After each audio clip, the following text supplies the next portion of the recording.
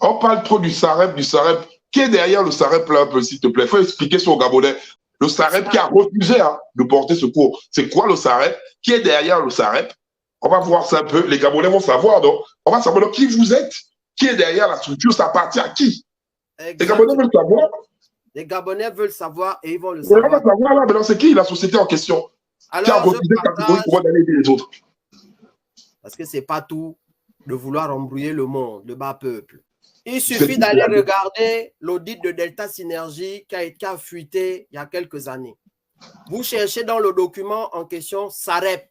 Vous cherchez juste SAREP dedans. Alors, on va nous dire que SAREP Gabon.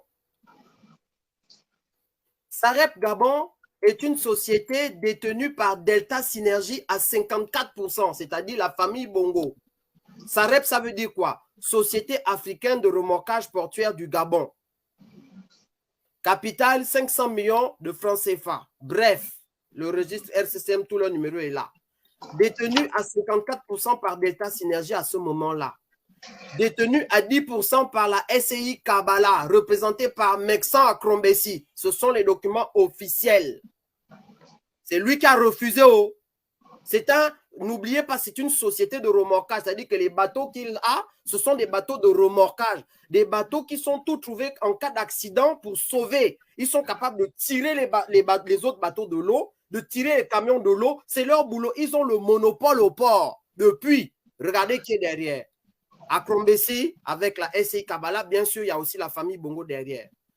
Mais Delta Synergie, c'est les Bongos. C'est les Bongos. Donc, il y a déjà les Bongos, toute la famille à 54%. Même donc, c'est la société des Bongos déjà, 64%. 54%. Majoritaire. Tu as encore Mexan Akrombessi qui arrive avec sa part, 10%. La société financière de l'Ogoué, représentée par Émile Doumba, ancien ministre du Gabon. Grand type du Gabon que tout le monde connaît, que lui, Doumba, à l'époque, on prononçait son nom vraiment au Gabon, jusqu'à aujourd'hui, jusqu'à qu'il est hyper milliardaire. Bossissi Finance, représentée par Madame Aminata Ba. Sachez que Bossissi Finance, c'est la société de qui? Richard Auguste Onouvier. C'est ça, Delta Synergie à lui. Je vous donne des docs clairs. La SCI Ndiou, c'est représenté par Pauline Bailly. La SCI Ndiou appartient à qui? Appartient à Paul Tungi, le mari de Pasco. Je vous donne les docs. Et enfin, Monsieur François Cabressin. Cabressin, c'est le français qui, en fait, est un barbouze de la famille Bongo. OK?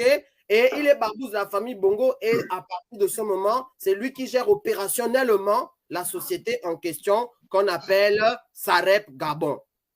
Et quand vous allez continuer de regarder maintenant la composition du conseil d'administration, je descends plus bas. Conseil d'administration, suivons un peu. Monsieur Christian Bongo, PCA, président du conseil d'administration. Monsieur François Cabressin, DG.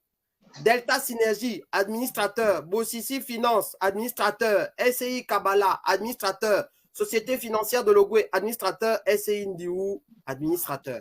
Vous suivez? Voici de quoi il est question.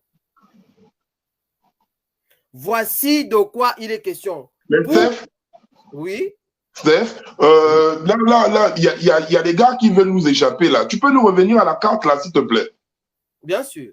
Ils croient qu'on les a oubliés. On va encore mettre la carte là. Et on va un peu dire aux Gabonais. Parce que vous, tout ça, vous devez être de la mer. Steph, va un peu à la côte de la Pointe-Denis, là, à côté du chez le roi du Maroc là. Steph, tu peux dire aux Gabonais, c'est quel corps qui est là avec la flotte là? La garde républicaine est postée là avec une flotte marine. Voilà, bien à côté de la zone du naufrage. Eux, ils sont encore les plus proches. Toute la zone. Et d'après les informations qui nous ont été données, ils ont regardé bien la distance. C'est pas loin. Hein. Ils ont reçu les signaux. Si Port-Gentil était au courant, si la marine de Libreville, le Port-Mol était au courant, Pointe-Denis a reçu les signaux. En ce moment, Mohamed Sissé est là-bas depuis décembre. Quand Mohamed Sissé est là, même quand il n'est pas là, il y a la marine. Ils sont postés là, il y a des gens de la Donc, ils ont reçu les signaux, ils ne sont pas partis. Leur priorité, c'est de chercher la bague du doigt du Maroc dans l'eau, pendant que les Gabonais sont en train de mourir. Le SAREP, à côté, plus rapide, refuse de descendre. Nous avons de l'autre côté la GR qui a une flotte à côté, hein, en 10, 15, 20 minutes ou 30 minutes, ils sont sur place là. Mais ils refusent de descendre. Ça va être tout, là, on doit être clair via les Gabonais. Et moi, là, je ne veux pas mâcher mes mots. Le SAREP a reçu le signal de détresse. Le SAREP a appelé la hiérarchie et la hiérarchie a donné l'ordre de ne pas bouger. Il faut qu'on soit clair. Et voilà pourquoi ils n'ont pas bougé. Le français, il est clair.